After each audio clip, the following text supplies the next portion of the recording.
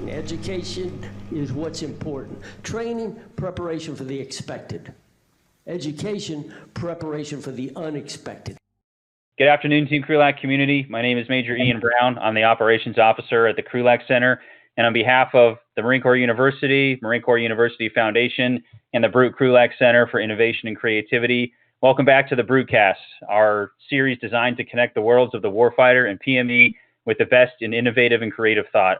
Before we begin, please remember that all opinions expressed here are those of the individual and do not reflect the views of the Krulak Center, Marine Corps University, the United States Marine Corps, or any other agency of the U.S. government. We'll also be recording this webcast today for the benefit of our community of interest who couldn't join us. So we ask that you be mindful, keep your microphones off and your webcams off to ensure that we have a smooth stream for everyone and a good recording. At the conclusion of the presentation, we will have a question and answer session. So if you have a question, just type it into the group chat to indicate you have a question coming up, and we will get to as many as we can after our panelists have concluded their presentations. So with that, I'm pleased to turn things over to Dr. Brandon Valeriano, the Krulak Center's Bren Chair for Military Innovation, who will introduce our panelists today. Dr. Valeriano, over to you. Great, thank you. We're excited for today. We have 4 preeminent and stellar military scholars who are working in the area of wargames. Obviously, wargames as a field has exploded recently with former Assistant Secretary Bob Work's recent work, and also through the Commandant's planning guidance. But wargames have become even more critical for the education community on top of the strategic and tactical community. So we're going to explore wargames as a perspective. We're going to dive into each individual person here. We're going to give each person a bit of time to talk about their perspective on the educational or training utility of wargames and how they utilize wargames in the classroom or for learning exercises. We'll start with Andrew Reddie. He's a postdoctoral fellow from the University of Berkeley. Thank you, Brandon, and thank you, Ian, for all of your administrative support on the back end here, and to my fellow panelists.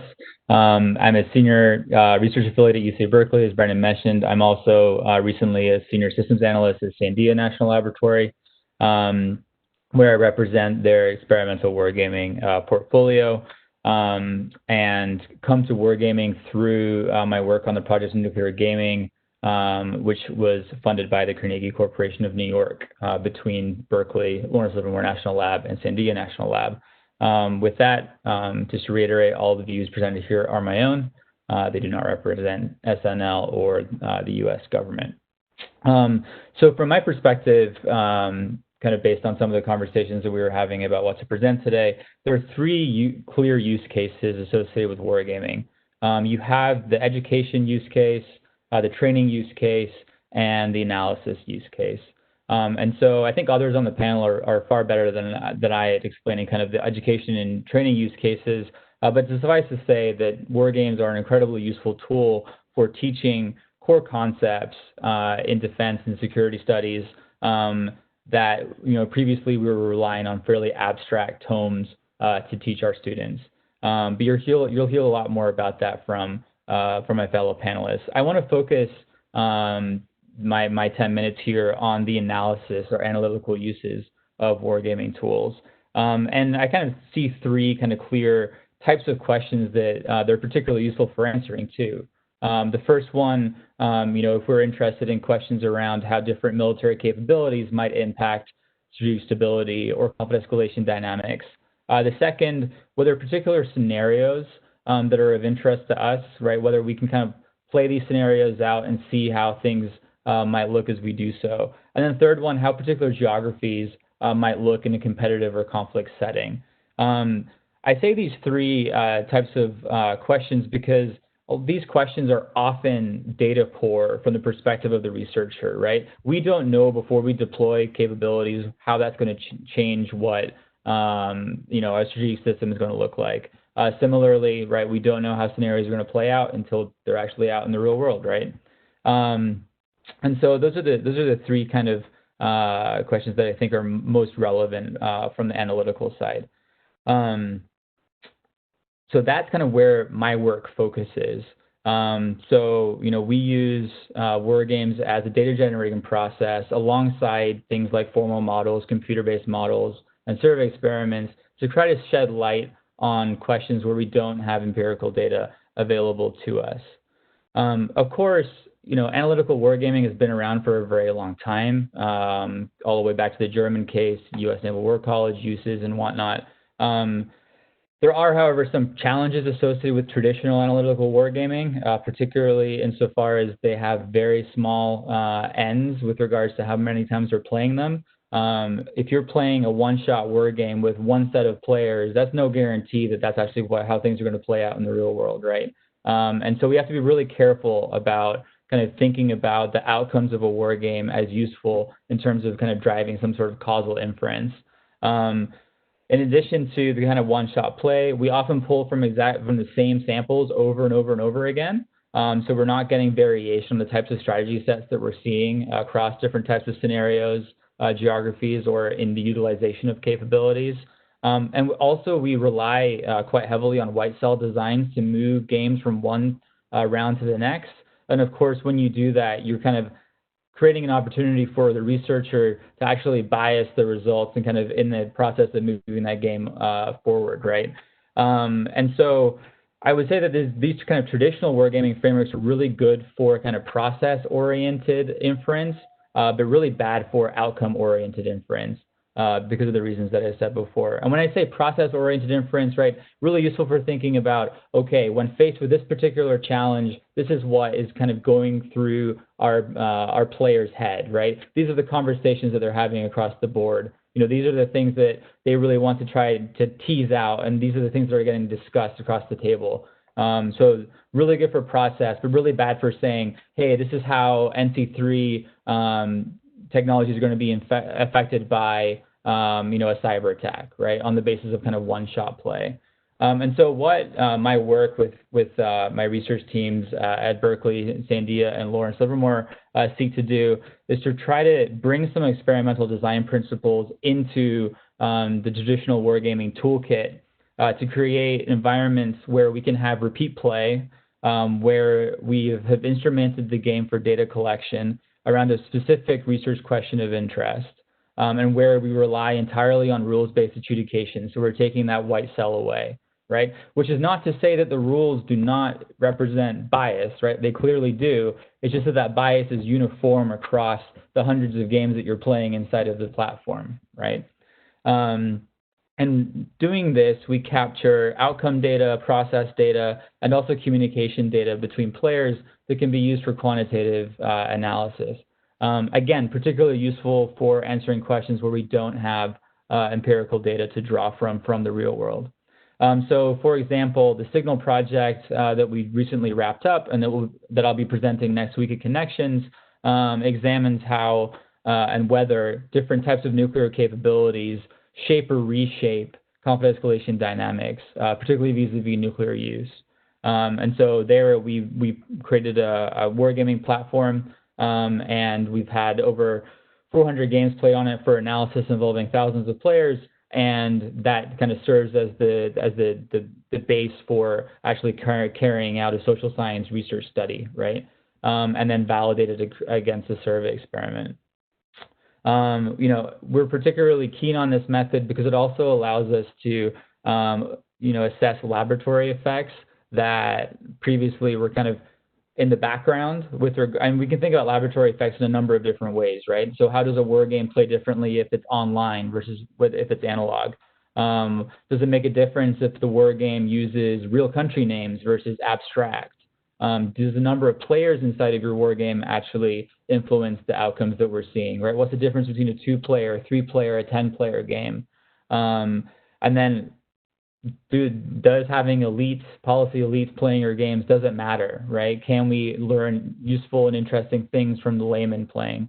And all of these are kind of questions that we've had about war games and their analytical utility for a very long time, but we've lacked the ability to actually meaningfully test them systematically.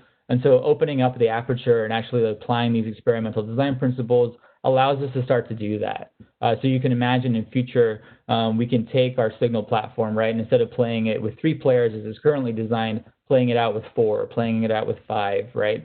Kind of looking at how things might differ based on that set.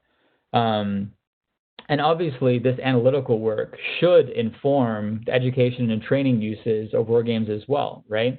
If we know that you're going to end up with particular outcomes based on the game design, right, we can think about that as we're thinking about how to design games to maximize learning outcomes or various types of training outcomes.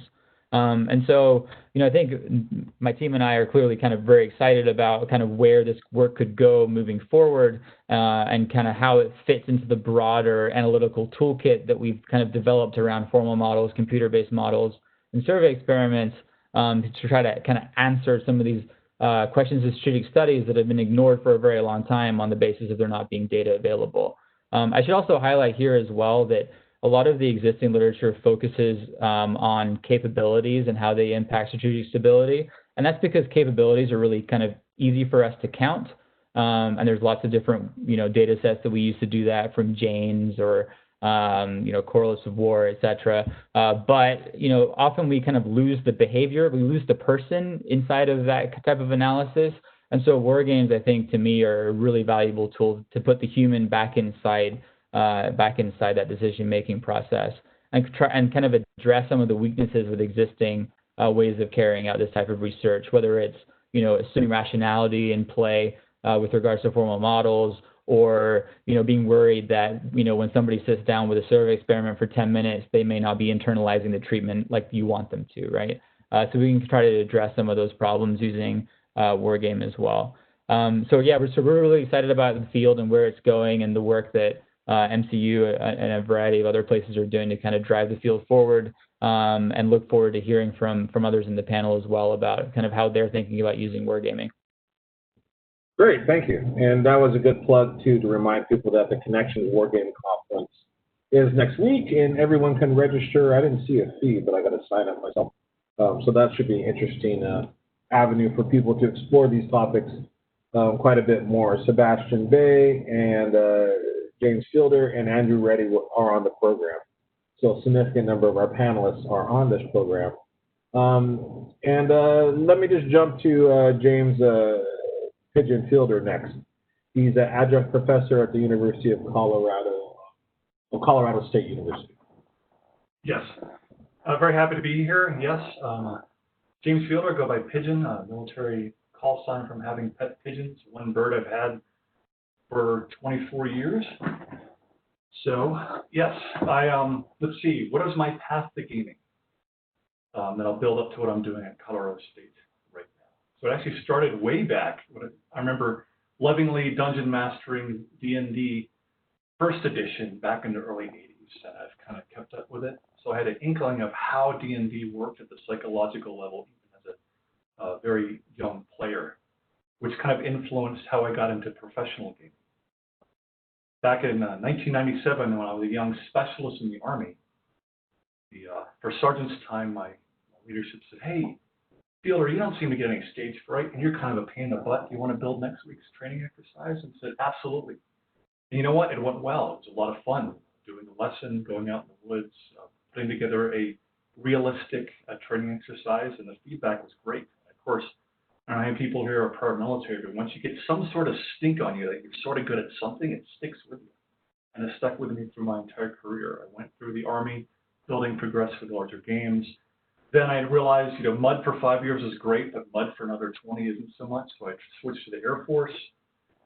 And what I helped design exercises starting in Intel school. Went to run the operations shop at Ellsworth Air Force Base, where we were responsible for training the B-1 pilots and wizards. That was actually one of the largest games, actually the largest game I've ever run, was way back at Ellsworth, 2004. 5,000 participants. I directed the script, I directed all the evaluators, all the inputs. I ran the red cell, the white cell. Lasted a week. It was the entire wing, and also involved first responders from Rapid City, South Dakota. It was about 5,000 participants. That was a ton of fun, but a lot of work. So then in 2006, it was my second angle on the game design. I was teaching a course, American government at the Air Force Academy. I was smart enough to teach there, but way too dumb to have actually attended it. So we were talking about social capital, or trust, you know, reciprocity, why people, like, through face-to-face interaction, learn to trust each other and actually work for each other.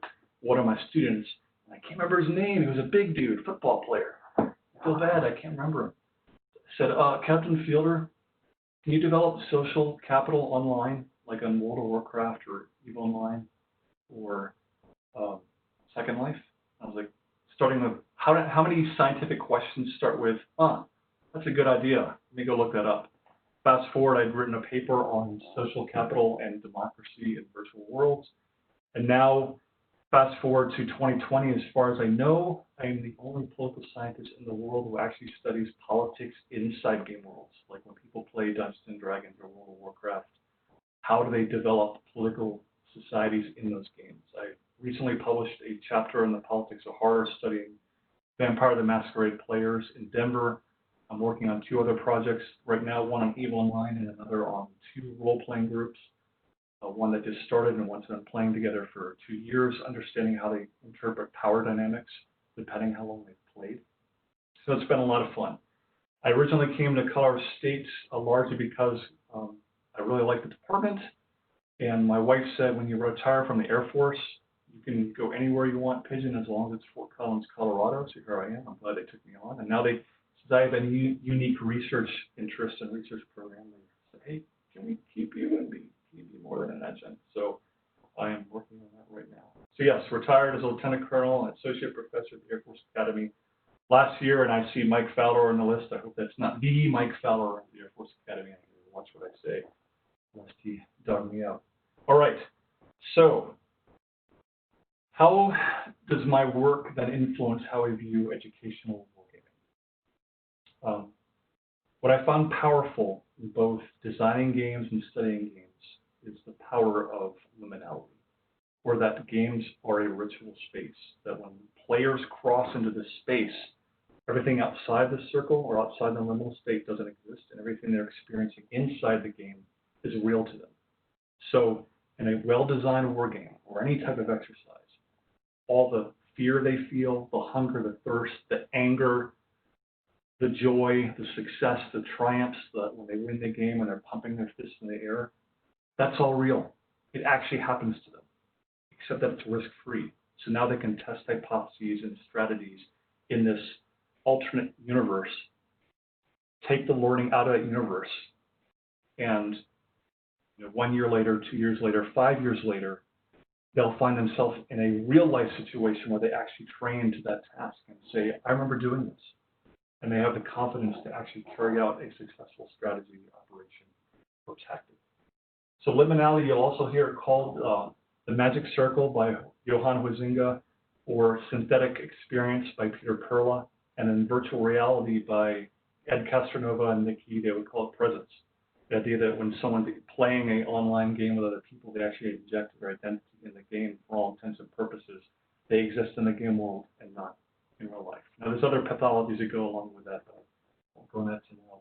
It comes down to that liminality is very, very powerful, especially if you're trying to train someone and you're trying to educate them. So my work has mostly been in education and training games as opposed to analytic work. So almost every class I teach, both at the Air Force Academy and now at Colorado State, I always have some sort of war game involved where I can assess the students' knowledge of the material.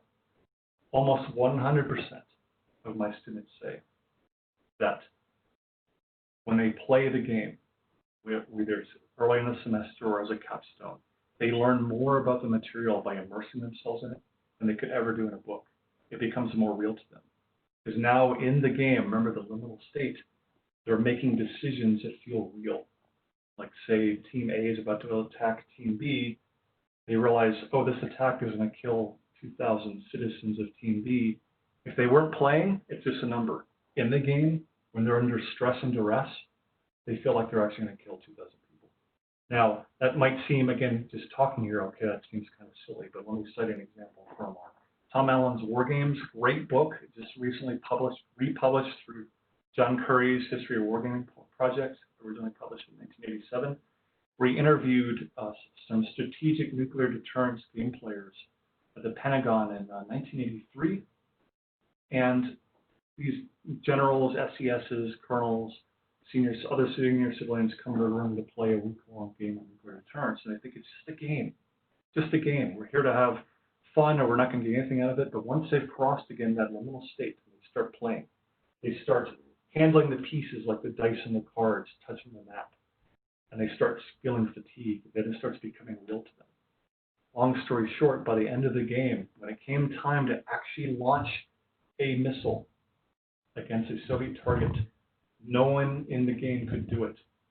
They felt the actual stress and the emotions of actually launching a nuclear weapon. They felt like they were actually going to kill 50,000 people. And the end quote from that chapter, if I remember correctly, is, it's hard to start a war. And they learned that from playing a game. So when I designed some sort of educational game, and I've been working with both the Air Force Academy and Colorado State throughout my military time, and actually coming on as a Krulak fellow, non-resident fellow of the next academic year, I'm thinking in terms of when I put the students in this state, what am I trying to measure? What's important then is the importance of the objective, or in this case, the educational objective. For a class, it would be, I want to make sure they understand these terms or this material. To do that, I try to then build mechanics that I assess are going to reach that goal. That leads into my second concept when it comes to building war games. Now, for someone who's not in the wargaming community, if I say wargame, they say, oh, you mean like Risk? I'm like, well, no, I'll have to start. Axis and Allies? Okay, you're getting closer. Battle for North Africa? Oh, okay, you're getting a little big there. You know, I'd love to have my own copy of it. But they think in terms either as a novice or maybe a professional in terms of maybe a standard board war game with chips or miniatures, you know, measuring numbers, various ways to measure capability and morale and whatnot. When I think of designing an educational war game, I think broader than just traditional war game mechanics. And I did this the same when I actually taught the war game course at the Air Force Academy in fall of 2018. And when I did it, I said, we're not just going to look at like a distant plane or advanced squad leader. I'm going to pull out Magic the Gathering, Terraforming Mars, a distant plane, Shadow Rift, Persian Incursion, The Grizzled, Dungeons and Dragons. We looked at a variety of different types of games. I wanted to understand what are the probabilities of different cards showing up in the deck. What are the probabilities of a different number appearing depending on how many dice you roll? How do you work together in a competitive game or a cooperative game? All these different factors. And they said ultimately comes down to when you're building this game to test an objective, start with the objective, work down, and find the mechanics that work for you. As famous wargame designer Jim Dunnigan said, keep it simple and plagiarize. And by plagiarize, he meant don't reinvent the wheel. When you're building a game, try to find mechanics that are already proven to work. So teaching the Air Force the wargame design course, they worked with sponsors. Sponsors gave them an objective. They said, well, we're going to pull off the Grizzled, Persian Incursion, and Castle Panic off the shelf, and we're going to use those mechanics because we met the objective. Last year, working with, I did a zombie apocalypse game in my comparative authoritarianism course, and I use mechanics from Pandemic because they worked. They worked well in the class. Now, that's for education, and there's numerous literatures out there that say that games in education work as long as they're done right. But I would also make the argument that, and hopefully this kind of dovetails, pardon the pigeon pun, with Andrew Reddie's comments, that you'll see some folks say that wargaming is not scientific because you can't generalize the outcome. And I would say, well, I'm not sure about that. When it comes to mixed methods approach or a qualitative approach, I would say that war games are still a powerful part of the scientific toolbox. Because, here's an example. I ran the same game over 5 semesters at the Air Force Academy. Without making any changes, the students always came up with the same strategies. So I'm saying, what is it about what their understanding of the material and this game that they're developing the same strategies over time across different students? what sort of hypotheses are they generating? What sort of, like if they play it again, why do they change the strategy? If I make a minor alteration, why do they follow this strategy? So I think it's a very, I don't know, from a social psychological perspective, I think it's a very powerful scientific tool for understanding players. So ultimately, I guess you could say that's my story. I'm looking forward to seeing you all next week at Connections and then working with the Krulak Center next year. Great, thank you. And next we turn to Damien O'Connell, Senior Learning and Development Consultant at Cognitive Performance Group. Thank you, Ian. Thank you, Dr. B. Ian, I know you've got my slides, I think, to pull up. So I'm going to be that guy in the group. I will have some slides, but I promise they are heavy on pictures and light on words. So very quickly, my background, I'm a military historian and designer and facilitator of decision games. This is an umbrella term that I use to describe decision-making exercises like war games, tactical decision games, decision-forcing cases. And I've been involved in Marine Corps PME for, I think, over 11 years now. And right now, my primary job is to help lead instructor development workshops for training and education command. But I want to use my time here to talk through my tentative thoughts on creating what I call a culture of decisions. And what I mean by that is, well, let me put it this way. I'm imagining a Marine Corps where Marines of all ranks, billets, MOSs, practice making tough decisions involving complex problems every day, and that they do this through war games along with tactical decision games, decision forcing cases, and other kinds of decision games in addition to your traditional field exercises, command post exercises, and the like. And that the net result of all this would produce an organization of critical thinkers who could not only decide, communicate, and act in the fog of war, but also quickly adapt to just about any situation they encountered. Next slide, please, Ian. Now, why is this important? The answer may seem obvious, but it isn't necessarily so. So what I'd like to do is take an example from the sports world. I'm sure we have some people here who enjoy watching NFL games. How much gameplay, this is a rhetorical question for you, but how much gameplay does an average NFL game have? Just think about that for a second. So you've got your answer. Next, Ian. About 11 minutes. So in 2010, the Wall Street Journal did a review of lots of NFL games, and they found that you'll find about 100 commercials, on average, 100 commercials in an NFL game, but only about 11 minutes of actual gameplay. How this ties in to the Marine Corps is that the Marine Corps' ultimate purpose is to fight and win battles, and yet the vast majority of our Marines' time is not spent on preparing for those 11 minutes of action and the tough decisions they entail. So I think a culture of decisions would help remedy this and do so, I would argue, at a low cost. Next, please. In several ways, there's never been a better time than now to try to create this culture where we're seeing an explosion of interest in and support and use of decision games. You can point to the Commandant's Planning Guidance, as Dr. B said earlier. We're seeing decision games, specifically war games, introduced to places like Command and Staff College, Marine Corps Command and Staff College. You can see there's an article there in the middle of the slide describing the college's experiences with war games.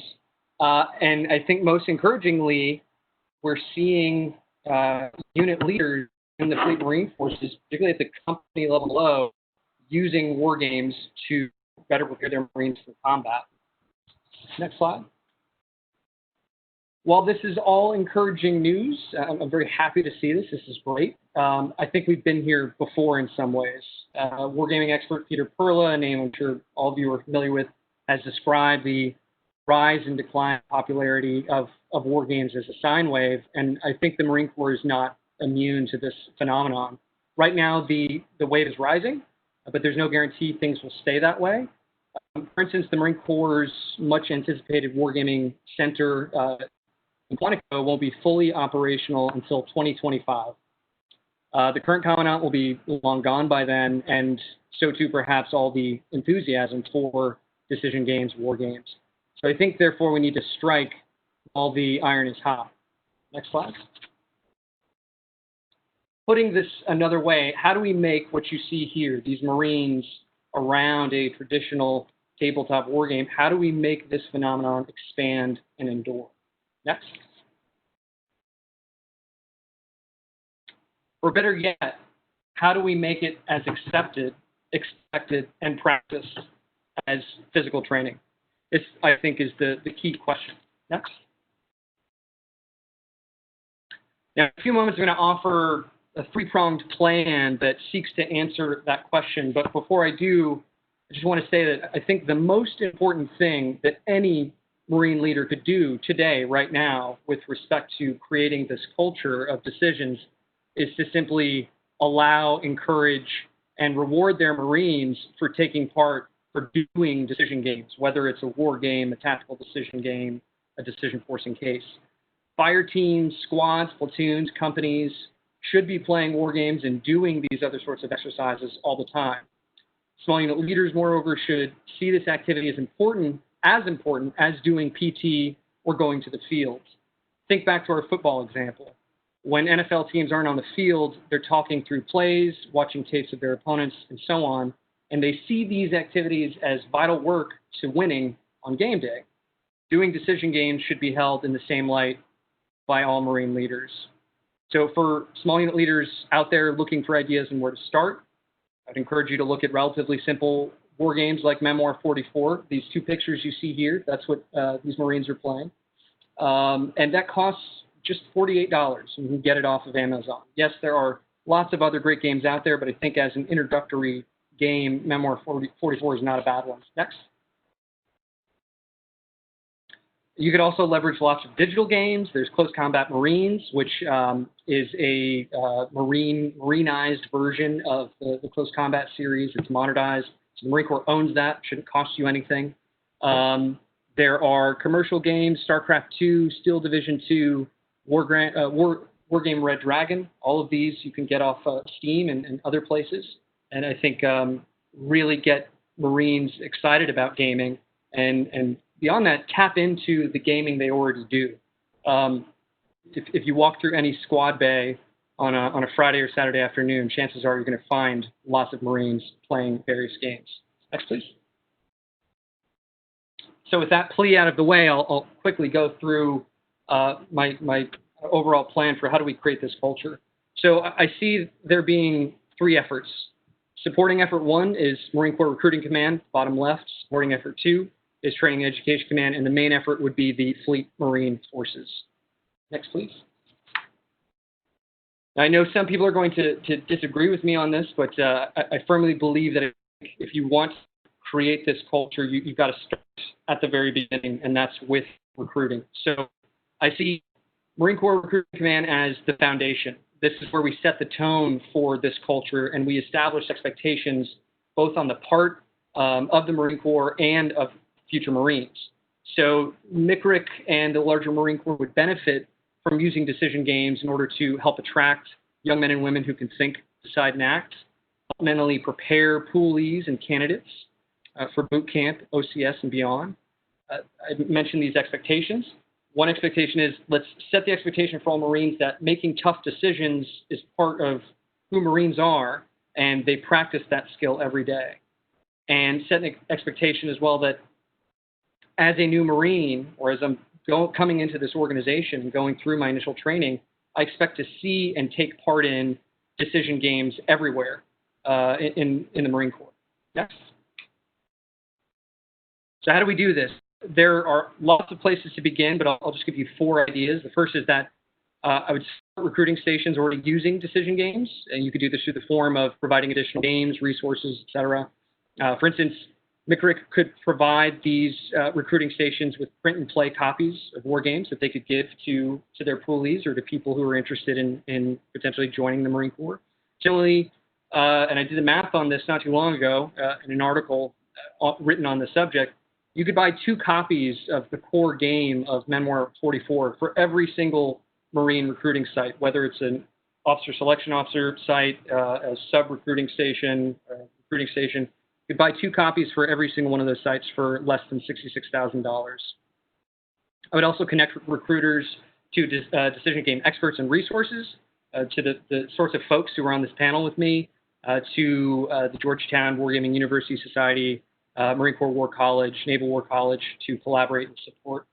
I would incorporate decision games into recruiter school and require recruiting station COs to use decision games as part of their own internal PME and training programs. Next. Supporting effort 2 is TECOM. This is where we ingrain the habit of using decision games, and TECOM would look to cement and deepen this culture of decisions. They could provide high numbers of reps and sets through various kinds of decision games at all the schools, and I do mean all the schools. I'll get into a little more detail here in a second, as well as harness the inherent competitive nature of Marines to promote their decision-making, critical thinking, and adaptability. Next. So first steps for TECOM, I would significantly increase the number of decision games at all entry-level schools and courses. That does include the recruit depots, the schools of infantry, OCS, the basic school. I would offer expert-led beginner and advanced workshops on facilitating and developing specific kinds of decision games. For example, a 2-week introductory course on TDGs. If you don't think you could do 2 weeks on TDGs alone, just as an introductory course, then I don't think you've explored that tool enough. I'd also support schools and courses already regularly using decision games. So the College of Enlisted Military Education, managed staff we mentioned earlier, McLog, McTog, and others. I'd include tasks like conduct decision games into the training and readiness manuals. I think that would be key, and it would be a forcing function for people to do these sorts of exercises. I would also work with the Naval ROTC Command and Naval Academy to integrate decision games of all kinds into their programs. I know Sebastian Bae is doing awesome work with the Naval Academy right now with Wargames. To that, I would add DFCs, TDGs, decision forcing staff rides. And finally, for TECOM, I would create decision game leagues, communities of practice, and even a Marine Corps wargaming team. Not necessarily like an esports team, and I can flesh that out more if anyone's interested in, but think the boxing team or wrestling team or marksmanship teams that exist. Next, please. So third and finally, we come to the fleet. This is where everything comes together. By extensively using decision games, the fleet could provide daily opportunities for Marines to make tough decisions, thereby increasing their combat effectiveness. We could optimize training times. I've found in my own experience that you can use these decision games to actually save you time by combining various objectives you want to accomplish. We could improve cohesion and explicit communication, which are both necessary qualities for maneuver warfare. And we can encourage bottom-up innovation, adaptability, and problem-solving across the force, especially among enlisted Marines. Next. And for the fleet, what I would recommend is that the MEPs and divisions would support units and commands already regularly using decision games, that the MEPs and divisions also host regular decision game tournaments and contests. I would encourage the Commandant to update and reissue Marine Corps Order 1500.55, military thinking and decision-making exercises, which gives all Marines everywhere permission to do these things and even expects them to do them every day. It's still an existing order. I don't think anybody follows it. I would encourage division commanders to mandate that all their units spend at least an hour a day facilitating decision games, that they also mandate a decision games collateral duty for all of their commands from the division down to squads, and that division commanders encourage their units to create fight clubs, warfighting society chapters, or similar organizations. These three efforts, MCRIC, TECOM, and the fleet, would build upon, reinforce each other. And while my plan needs further fleshing out, of course, I'm confident that it's a step in the right direction to this culture of decision that I'm envisioning. Next. I threw a lot at you guys in a short amount of time. If you've got questions, comments, or curses, send them to me at caseme09@gmail.com. And as a final note, some of the names at the bottom of the slide are just people I wanted to thank for helping refine some of the ideas in this presentation. And I'll turn it over back to Dr. B. Great, thank you. It's great to focus and think a little bit about decision games. So our last panelist is Sebastian Bae, who is an adjunct professor at the University of Georgetown. So my name is Sebastian Bae. I'm a defense analyst at RAND. I also serve as an adjunct assistant professor at Georgetown Center for Security Studies. I'm also the faculty advisor for the Georgetown University Wargaming Society. So I do a wide range of wargaming work, spanning the spectrum from analytical to the educational. But for this discussion, I'll focus on my educational wargaming work at Georgetown Command and Staff and soon-to-be U.S. Naval Academy at Annapolis.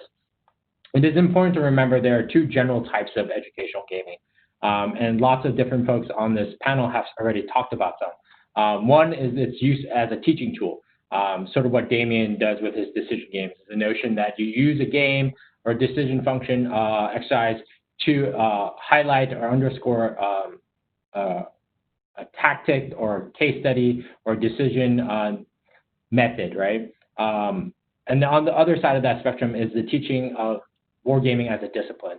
And in most cases, wargaming is used in the former as a teaching tool to reinforce a teaching topic about military history or military decision-making, command and control, or just how to be an officer or infantry leader. For example, Jim Lacey at MCU uses Polis and Pericles to teach about the Peloponnesian War. That's a very clear-cut case, right? You're using a game to reinforce or underline or highlight something about the Peloponnesian War through the game. For me, I reverse the equation. I use the case study to teach how to design a game. So the case study is really a means for my students to explore how to design a game from scratch. I will talk predominantly about my work at Georgetown, mainly because Command and Staff Wargaming course is about to kick off this fall, and the U.S. Annapolis Academy and the Associated Naval History Wargaming Lab that I'll be participating in will be kicking off in 2021 in the spring, although we have started to do some work already into the fall. And all those courses are really predominantly based off my work at Georgetown. So in my course, Basics of Wargaming, students are divided into roughly teams of 2 or 3 students each, and they select a military conflict case study from a list that I provide that span ancient China and the Three Kingdoms to modern-day Kashmir, crisis in the Baltics, and everything sort of in between. And I try to incorporate a wide aperture of not only strategic and operational challenges and tactical problems, but also different strategic perspectives, different agents and participants in terms of not only being a U.S.-centric course. And the students have to research the topic, design and develop a game system based on the combat model they have researched and developed. And by the end of the semester, they execute their original educational war game for a group of defense and wargaming professionals who serve as playtesters and participants and sort of provide feedback before they have to submit their final products at the end of the finals period, which are essentially 1, a complete playable game, 2, a designer's journal essentially that provides annotated research and logic and justifications for all their choices, and the third element is their rule book, which allows anyone to pick up their game and play it.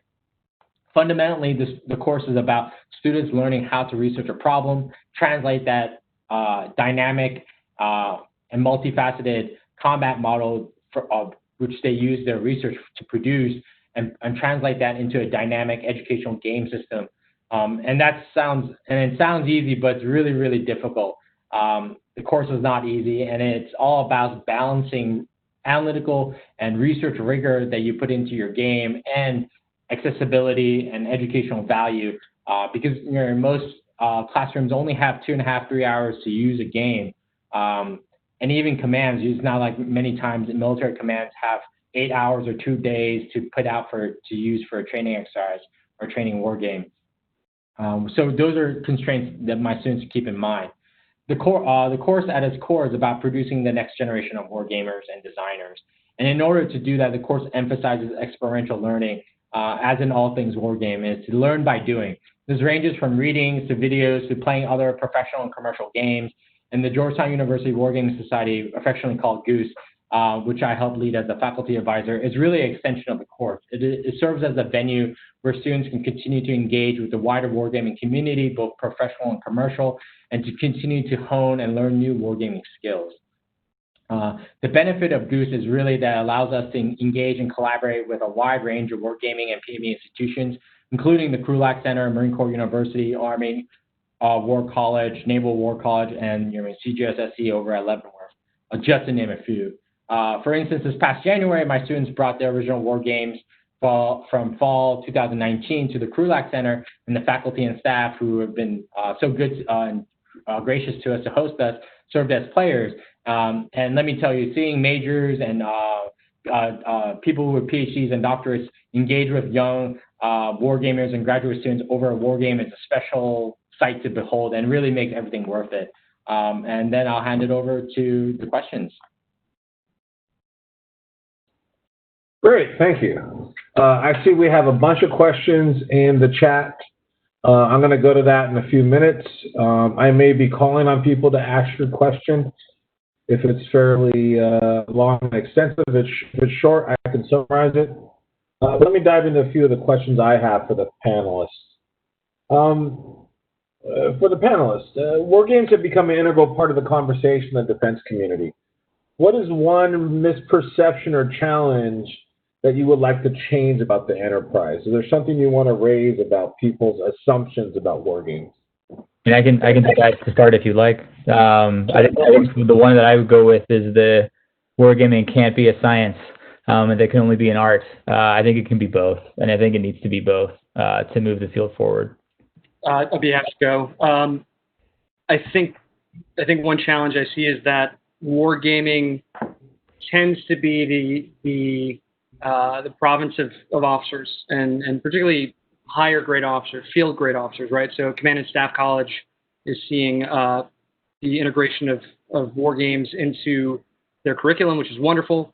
But this is not something that I think is being pushed down to enlisted Marines the way it ought to be. When you think of strategic corporal concept, when you think of the direction the Marine Corps is heading, we're going to have a lot of young Marines, young leaders, enlisted leaders, having to make decisions on their own, far away from their company commander, their battalion commander. Comm might likely be degraded. So those folks need to be able to make decisions. And I think war games are an excellent way to engender critical thinking, adaptability, these other things we're talking about. So that's the challenge: is how do we get this to all Marines, including the enlisted?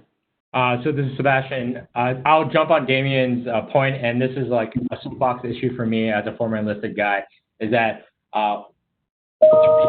wargaming should not be the sole domain of officers, and especially senior officers. It should really be all the way throughout the rank structure at different ways and different ways to use it. So that's one point. And to elaborate on that is also, one big conception is that wargaming is hard to do to incorporate into the classroom.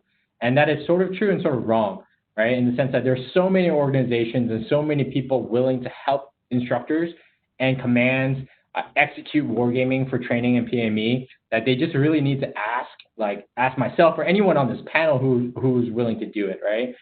For instance, Colonel Day down at Morpho Res, we met during a course at the Krulak Center that they were helping. We ran Frederick for him, and he asked, "Hey, can you help me run wargaming for my reservists?" And I said, absolutely. And so we've gone through this whole process of working together to support wargaming in the reserves. So really the idea is like there's so many resources, from pre-made games, from matrix games to decision games that Damien talks about, to Assassin's Maze at McWill, to close combat Marines. There's so many ways to use wargaming, and you really just need to tap into that community and really leverage it. And we're more than happy to help. And I think that's a big misconception that I always want to fix. Great. Do you have any thoughts? Yes. When someone says, but it's just a game. Like, we're playing, we're children. Only children play games. And I would look at them and say, it is not just a game. How many of you can't remember a conversation you had 30 minutes ago, but can remember gameplay from 30 years ago? like in a moment where you actually got to practice personal agency, narrative, and heroism, like it sticks with you. I would also look at someone who says it's just a game, and I would say, well, after this, are you going to go play basketball for PT today, baseball? Do you like watching sports? This might get a little heady for them, but I would say Johann Huizinga, famous game theorist and historian, said, the temple and the tennis court are synonymous, i.e., the types of things you learn in a ritual environment are the same whether you go to church, whether you cross into the symbols of a business environment, or you play a game. Games are very powerful motivators, if done correctly, very powerful teachers. Great, thanks. Let me ask, do war games need to be realistic and decision-making games? I'll take that. First question is, it depends on what you want the decision game or war game to do. For instance, I was just having a conversation with a bunch of war gamers at the Naval War College today about adapting one of the games for midshipmen down at the academy, right? For my purposes for the midshipmen, I really just want them to understand the different capabilities and really how carriers and cruisers and frigates really work beyond their rote memorization of what is on a cruiser or a frigate, or how many people or how many sailors and Marines are on the complement, right? But at the same time, for their knowledge set, they're not seeped into doctrine and warfighting yet. So for that, the rigor can be a little looser in those contexts, because I'm trying to drive at a different level of understanding. But as you get higher in terms of your audience expertise, you're also now required to provide the same level of rigor they expect in their decision making, right? So it really depends on what level of war you're looking at, what level of decision making you're looking at. So if you're looking at strategic decision making, you don't care about how a tank interacts with another, a T-14 Russian tank. That does not matter, right? You're looking at a much higher level. So it really depends on what level of realism and you're looking at. But as a rule of thumb, I would say a game and its game model, that the engine that lies underneath of it needs to have a realistic representation dynamic of whatever decision-making construct you're trying to do, either at the strategic, operational, or tactical level. Otherwise, what's the point? You're just making a fantasy. That's my 2 bits. Anyone else? Yeah, I think Seb's exactly right. It does depend. I mean, just taking but what I do want to highlight is that there, at least in our strategic games and kind of beta testing them out, occasionally it can be clear that having a realistic game that kind of maps onto real world realities can have pernicious consequences for actually trying to do analysis on it, right? So as soon as we say, hey, this is the red team, right, and you're American playing the red team, they're going to start caricaturing what they think a particular country is going to do, right? And that's no good either, all right? So there's going to be situations where realism is important and useful, and there's going to be other situations where abstraction is also really important and useful. Great. So a real social science answer? I'd just like to add, Sebastian, I think you left off with the word, just doing fantasy. I actually think you could use something like Dungeons and Dragons to teach Marines all sorts of things. I recently got into that because of the pandemic with some of my roommates. And on the back of the character sheet, I'm taking notes and drawing parallels between things that I saw the captains at the basic school trying to teach their lieutenants through a TDG or through a field exercise, and what's happening as the game is unfolding. And I saw that as we played these games, there was cohesion building. People had to practice clear communication, sequencing of events, combined arms, tactics in general, dealing with complex problems, the role of luck and chance in their actions, balancing the strengths and weaknesses of various characters. Now, it is fantasy, but if the idea, again, if you've got this educational goal of I want the Marine to understand conceptually what combined arms looks like, I think you can do that through a fantasy game like D&D. Okay. So I'll respond to that. So I have no problem with fantasy games. So I was addressing more in the sense of, does your game engine produce realistic results, right? And that can be applied to D&D. Like, for example, when people ask me what is a great coin game, about insurgency and like asymmetrical like capabilities, I'd tell them to go play Root, which is a commercial game about woodland creatures fighting in the forest, right? And let me tell you, Marquis the Cat is the best player. But anyway, but that game has such fantastic dynamic ways of understanding asymmetrical sort of like conflict and competition. You know what I mean? And you know what I mean? The game scenario is fanciful, right? But like I said, like the engine produces real choices and dilemmas and consequences that the player really understands and finds them to be realistic and useful, right? You know what I mean? For example, like Candyland is worthless, right? It's essentially an automated game, right? That requires no decision making. When we talk about realism, we not only have to think about realism of like tanks and things that are real objects, but realism in the sense of realism in terms of decisions and consequences. Because that's the part that most players have the most problem with games, right? They'll say, hey, this effect or this consequence is not realistic, whether that's a tank round or if it's a dice roll or whatever. The real idea is like, do you pair consequences and their decisions realistically and believably, and are they believable? And that's really what I want to focus on. It's not so much about whether about the theme or the story of a game is fanciful or not. It's really the question of, is the engine realistic? That's my 2 bits. Okay, great. I guess I'm just be adding a little bit to what other folks have already said, but putting my own opinion and feather spin on it. So I'm thinking of realism in 2 levels: realism versus simplicity in scenario, or realism versus simplicity in mechanics. When it comes to scenario, what matters to me is that the players are playing for realistic objectives. So I love doing zombie apocalypse games. I've done it in international relations theory course. I've done it in comparative authoritarianism course. So, I mean, what are the odds of a zombie apocalypse could actually happen? Well, given the current circumstances, I don't know. But the idea was they still had to practice to the objectives. So they learned to apply the terms realistically in a fantastic setting. Now, realism versus simplicity of mechanics. So you noticed during my opening, I joked about a game called Battle for North Africa. Look it up. It is an extraordinarily detailed war game, and it takes like 1,000 hours to play, and I don't know that anyone's ever actually successfully played the game, including the creator. It goes into just ridiculous levels of detail. And for some people, they enjoy that thing, but going again back to Jim Dunnigan, keep it simple and plagiarize. What are you really learning by doing that? However, I will add, I did see James Laporta's comment of simplicity, maybe not teaching the right things. So I'd say the objective of the game might be, at a tactical level, we need to practice down to the really detailed, granular level. i.e., you're having weapons malfunctions. How do you correct that? You have to move this distance across this type of terrain. How do you do that? Makes me think of a recent series of PC games, and I can't remember the title of it, where the idea is you're holding a gun, and the gun itself has high levels of detail.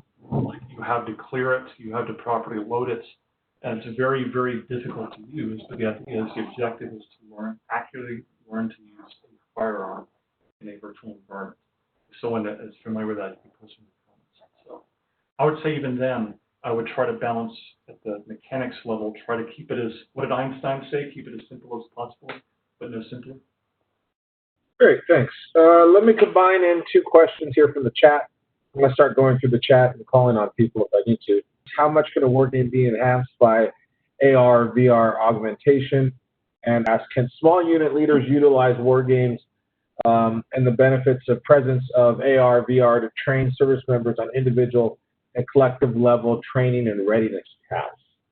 So do you guys have an opinion about AR, VR, war games, and training and decisions? I think they are absolutely, absolutely fantastic settings. However, I would need someone to give me the money and the personnel to build something like that. That's what it comes down to. I'm a fan of like pen and paper games for 2 reasons. One, because it's the tactile experience where it brings players in, but just the act of touching the materials puts them in that liminal state. But also, I don't even know, I love studying games. Well, how do you fund these sort of things? Where do you get the money to build a AR, VR system? So hey, but remember my name if you're looking to spend money on AR/VR systems. I think that's a common refrain. Anyone else have any opinions about AR?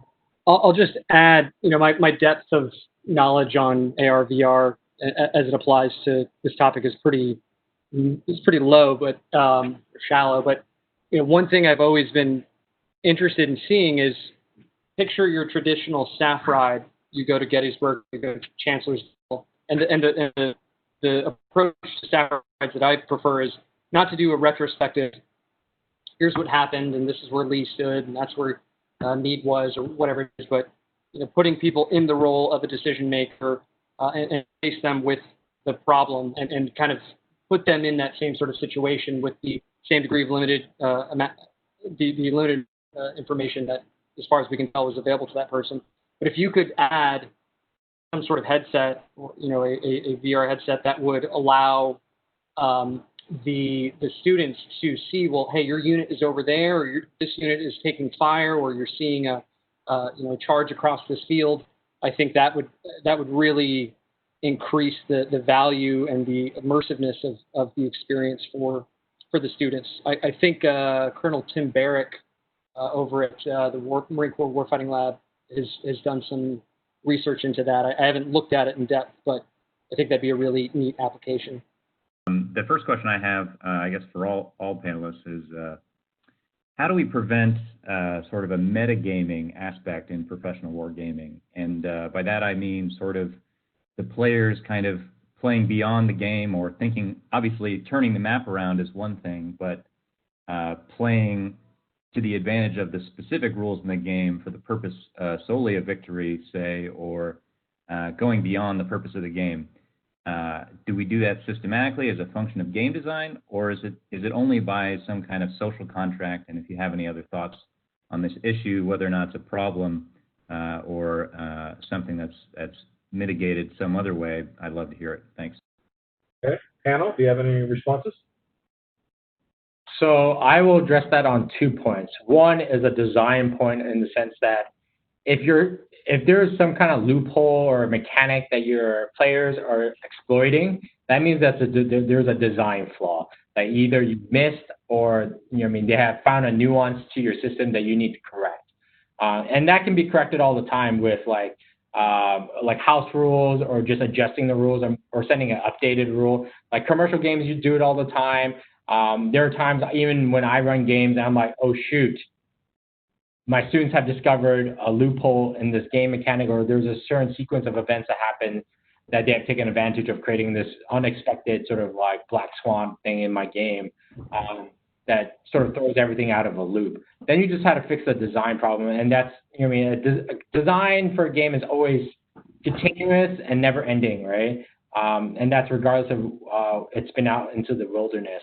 The second point, in terms of meta influences on top of the game, in terms of players' behavior, is really an organizational culture thing, about asking yourself, what is the context of this game is being played, and what are the organizational prerogatives, constraints, and pressures that that the players are in. Like, for instance, if you're saying, hey, player, we're going to grade you on how good you are at this game in terms of your promotions or whatever, now you're introducing a meta influence into the game that may taint the result of the game, or may actually steer the purpose of education and training and dampen those kind of like innovative thinkers that you really want, right? So it's really about what you want and what kind of context in which these games are being played, if that makes sense.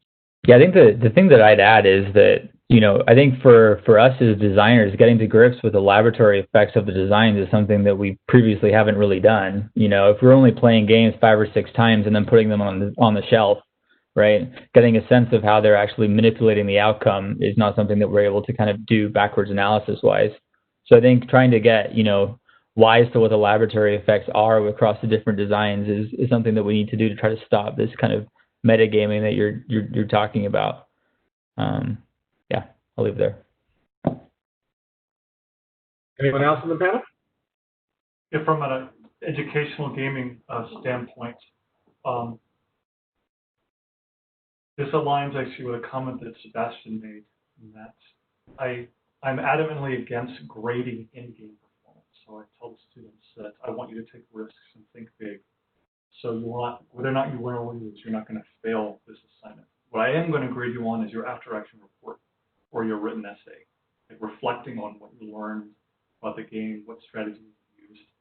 And I've found that method largely discourages them from trying to short-circuit the game.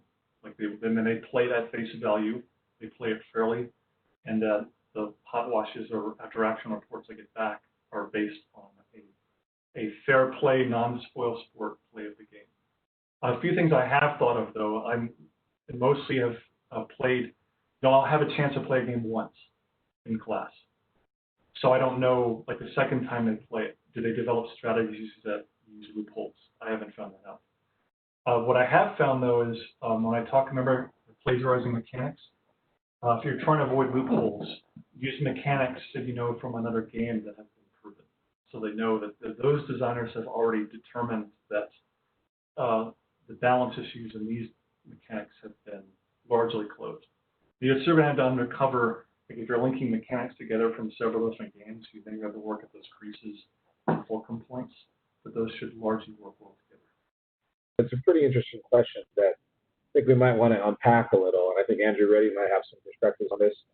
She's asking about transcripts of discussions during wargame activities. This is something I've found in our research about wargames, that it's something we underestimated, that the in-team conversations and the in-team dynamics are just as important as the outcomes and the decisions made in wargames.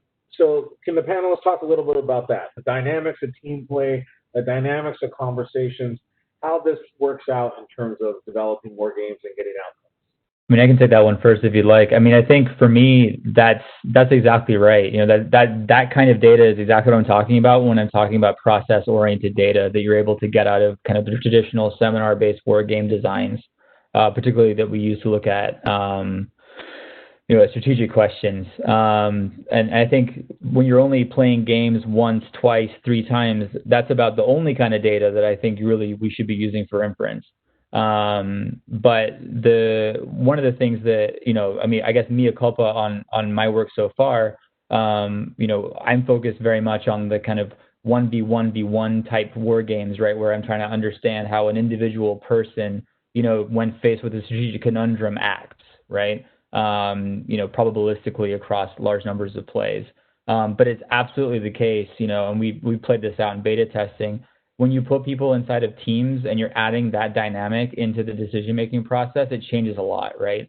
And insofar as, our national security policy decisions are made in teams, it's really important that we get to grips with that team-based process. And I think compared to survey experiments or formal modeling approaches or computer-based modeling approaches, this is where I think wargaming has this massive opportunity to play a big role in kind of moving that research forward, because we can create the conditions under which that team-based decision-making can take place, right? We can capture all that data for text analysis, for, just using it as a case study qualitatively, right? All of these kind of good things that we can do with it, right? And then kind of use that to actually interrogate the decision-making process. So, I'm a big fan. I think we kind of still have some work to do to get there. But yeah, it's a really good point. Okay, we got a great question here. Basically, he's saying there's virtually no wargaming going on in the Canadian Army. Might want to look into Rex Barnum, I think you say his last name, Bynum. Fairly active in Canada and McGill for the wargaming perspective. But he's asking, how does one get into wargaming and spreading it without any sort of wargaming culture? How do you develop this? How do you build this out in an organization that may not have it?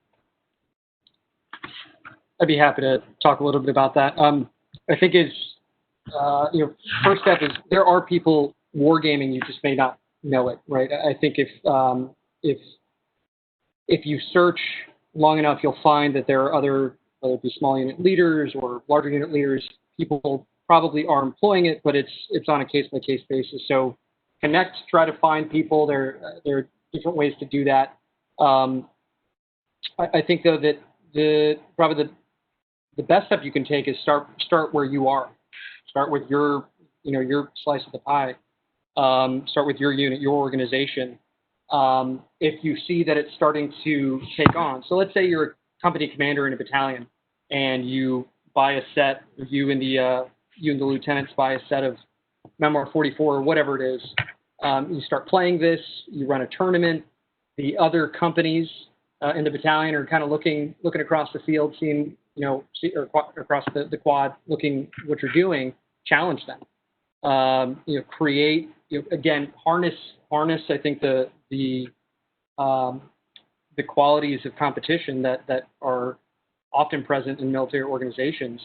I think this is something that 2nd Battalion, 6th Marines under Lieutenant Colonel Marcus Mines did very well.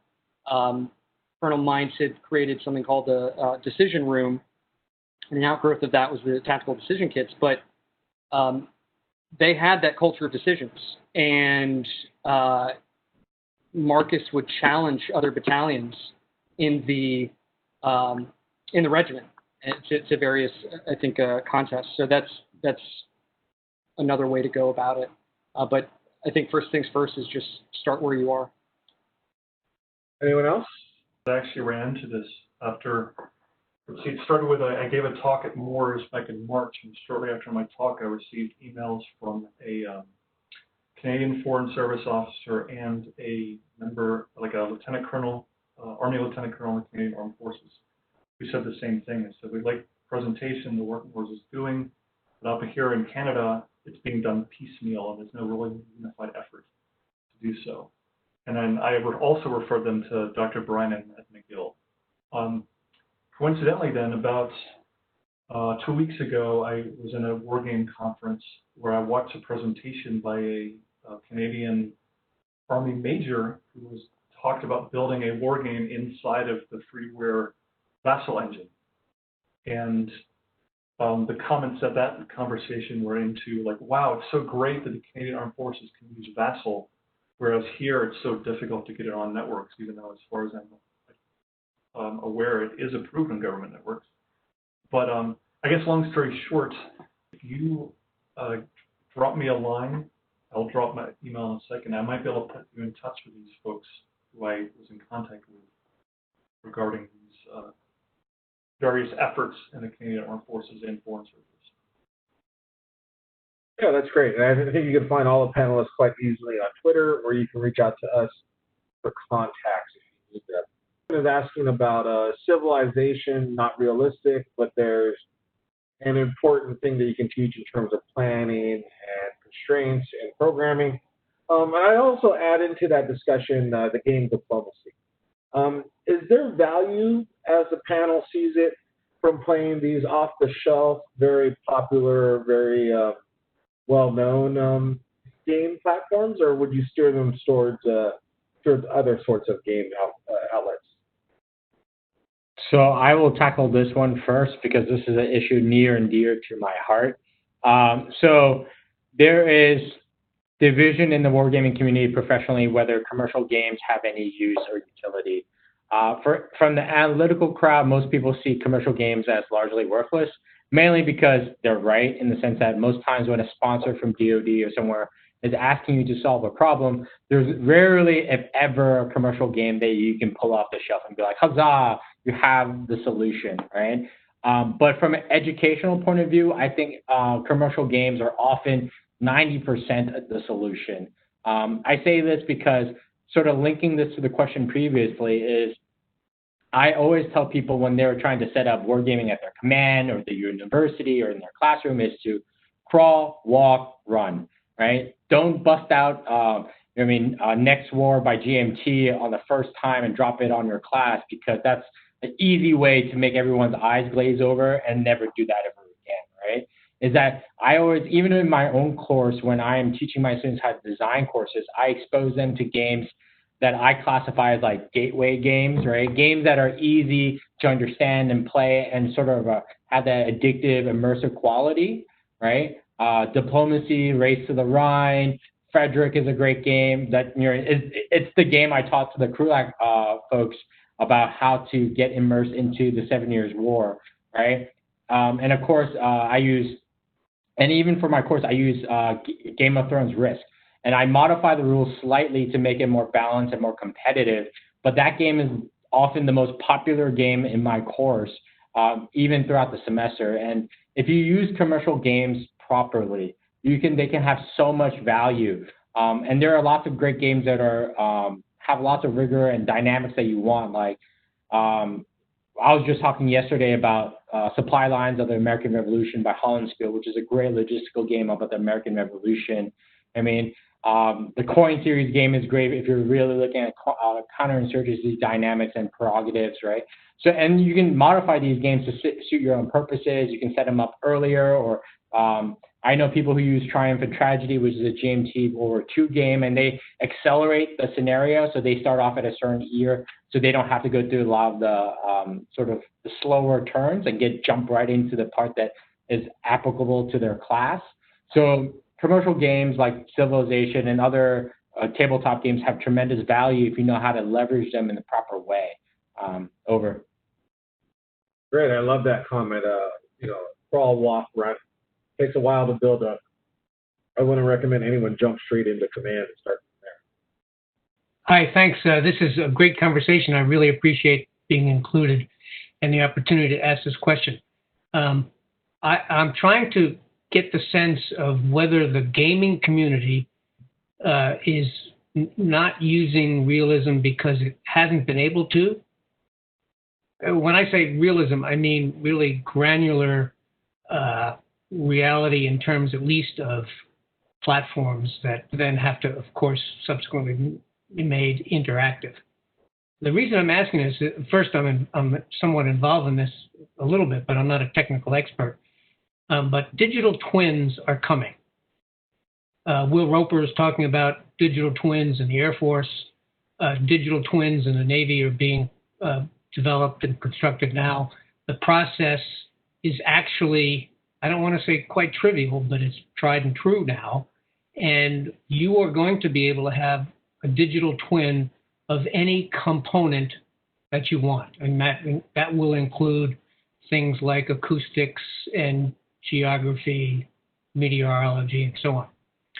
So if you could have absolute fidelity in terms of what the state of the art has become, no matter what level of the game you were playing, would you want that? Could you use that? Can you conceive that might be not only useful, but perhaps a step up in what's possible? Okay, panel, do you have any thoughts on that? Yes. So again, on a personal level, I like the in-person paper experience. But the more realistic it gets, the more difficult it is on that way. So that model makes me think of like modifying like the Arma 3 engine, or taking some sort of commercial off-the-shelf game product that goes into high levels of detail, like down to ballistics, clearing weapons, movement, effects of terrain, and so on. And I've seen some companies, I don't know if I can talk about them, I've seen some companies trying to work on high-level granular detail models where, say you launch X weapon using the system, it accounts for everything. It accounts for like, the effects of weather on the ballistics of the weapon, radar systems, you name it. And I guess you could say the advantage there is that will collect a level of data that I have no hopes of ever capturing in pen and paper games. You record all the movement, you record everything.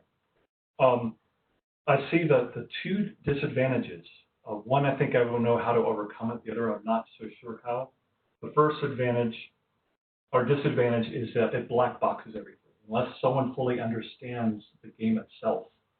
Like the players have to know at face value that everything that happens in this digital twin system accurately reflects reality.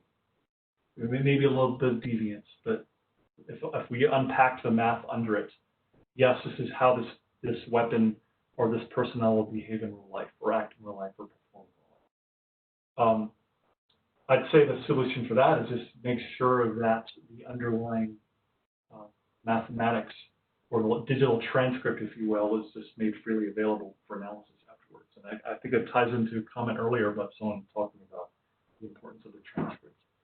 The other disadvantage is I'm still of the, maybe I'm a pessimist here, but I'm still of the opinion that even in an AI system, as soon as a human player can figure out how to game that AI, talk about metagaming, the game's over. They've short-circuited.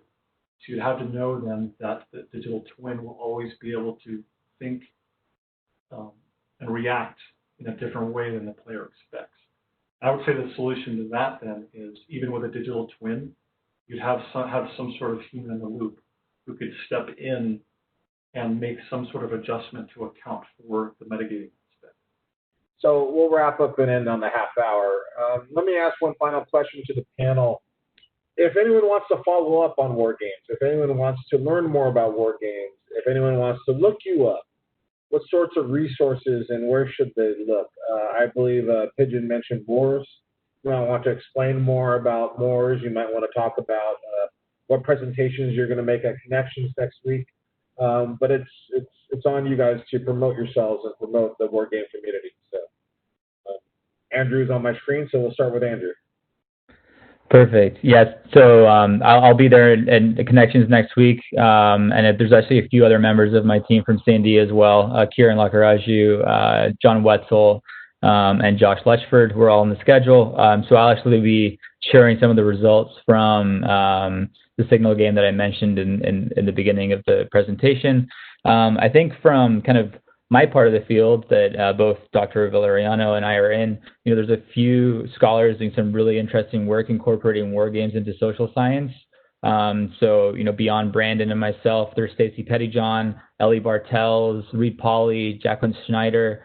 There's kind of a whole group of us, and we tend to present at things like the American Political Science Association Conference and the International Studies Association Conference.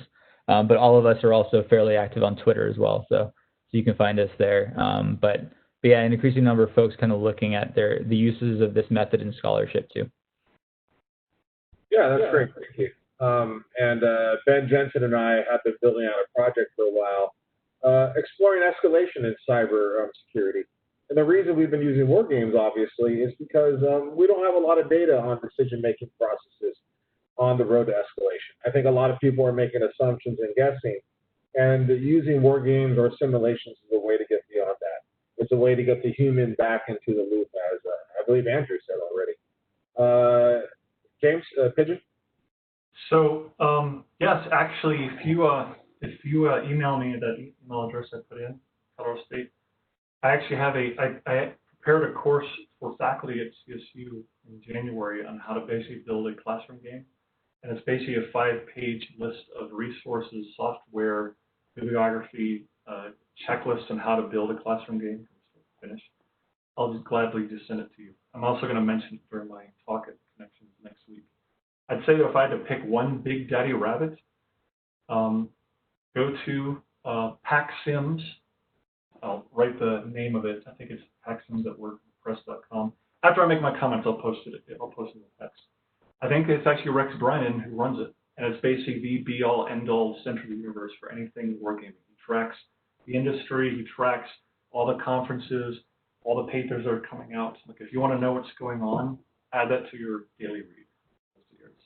Great, thank you. Damon? Yeah, I would just add, not so much for, well, I guess, no, I'll say this for wargaming materials as far as articles and other things, as well as particularly tactical decision games, decision boards and cases. If you're interested in getting access to my Dropbox, I've got lots of resources on those things. So happy to share that. I also host a podcast called Controversy and Clarity, and it's currently focused very much on the Marine Corps and having Marine guests, but we touch quite a bit on war games and decision games in general. So you can check that out. It's on Spotify, iTunes. We've had people like Tony Zinni, Brendan McBreen, TX Hammis, and some other folks who share their perspectives on decision games, how they've used them, benefits, challenges, pitfalls, all of those sorts of things. I'd also encourage you to check out, and we can put you in touch with them, but I think it's Jim Starrett. Tell me if I'm mispronouncing that, any of my panelists, James Sterrett. He's a professor, I think, at the Army's Command and General Staff College. He's got basically like a weekly wargaming digest where it's an emailing list and you can get on there, and he collates all this really great, interesting stuff, articles, conference announcements, all sorts of different things that you can get on that list, and I found it to be incredibly helpful. So if you're interested in that, we can get you in touch with Dr. Sterrett and get you on the list. Great, thank you. And Sebastian can round us up. So I am found on Twitter at Sebastian Bae. I wasn't very creative when I made it. And I also highly recommend for those who are interested in wargaming, especially getting involved at the university level, to be involved with the Georgetown University Wargaming Society. Our website is www.guwargaming.org.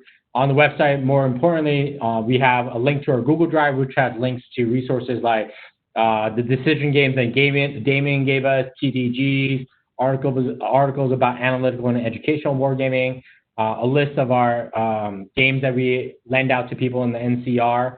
We have over 120 board games that we lend out to people.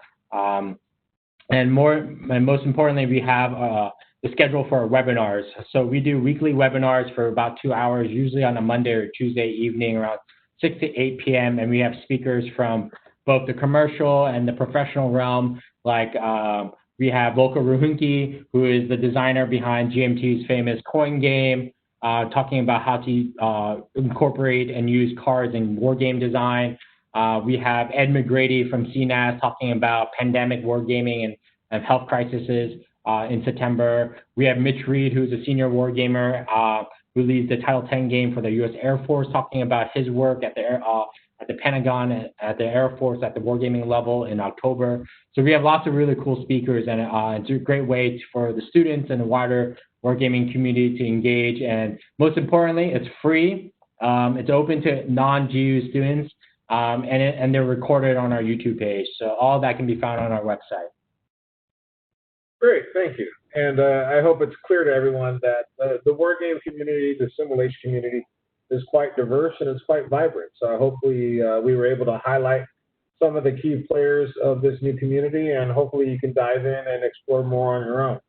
We might have individuals from this panel speak more in the future, but right now I'm going to toss it back to Major Brown, and he'll tell us about next week's panel, which I believe is Curtis Bell.